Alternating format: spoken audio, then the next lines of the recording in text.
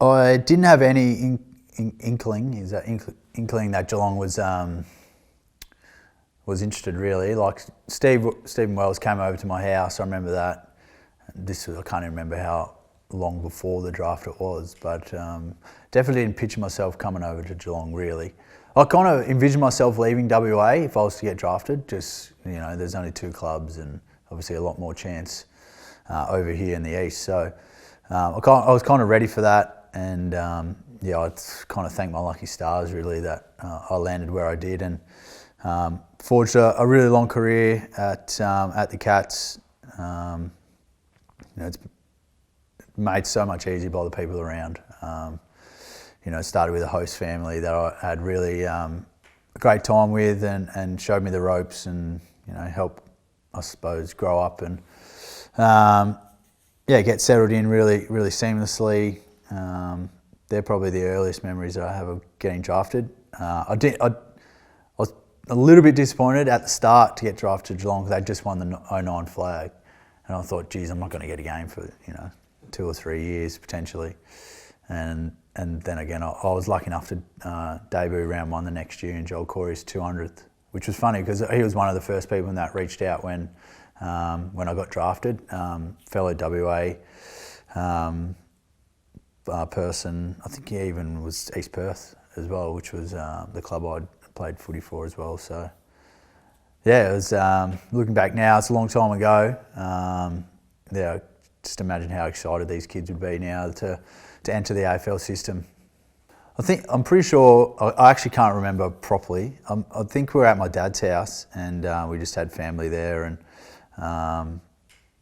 not sure how they felt about me leaving, to be honest. But it's obviously something that I dreamed of doing, and I suppose as I got older, 15, 16, 17, you're playing a bit of rep footy, play for your state, and I was lucky enough to be a part of the AIS Academy, which is now the talent pathway that they have now. But I was lucky enough to travel to South Africa with a group of footy players, which was one of the best experiences that I've had.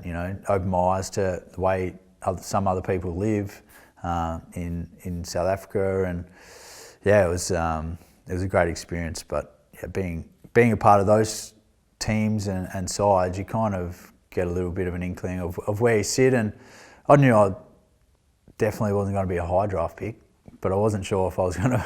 Then I was kind of somewhere in between, but you just never know on the night, I guess, what's going to happen. So, as I said before, thank my lucky stars of landing here in Geelong and still being here. Probably a bit wet behind the ears, early stages of an AFL career, or when you're 17, 18, get drafted. But how much footy they actually watch is quite amazing, and how much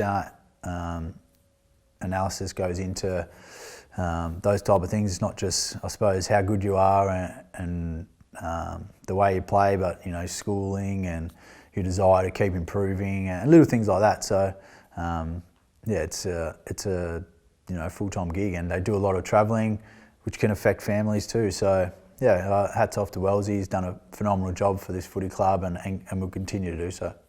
I feel like I've kind of got a bit of an eye for talent, whether that leads me down a recruiting role, or I'm really interested in the list management space, as well as a bit of coaching as well. So I just wanted to experience it. It was great seeing those guys in their role, really. You kind of don't necessarily see that as a player, them really delving into what they're good at. So seeing a different side of people was really cool. Seeing Wellesley really switched on and kind of controlling the room was great. And same with Mac when he was in that list management space, and he still is in today. But as a good friend of mine, but I've seen him in kind of work mode, which was a little bit different as well. So it was great experience, and one that I'll try and keep learning and developing, and see where it lands in the future.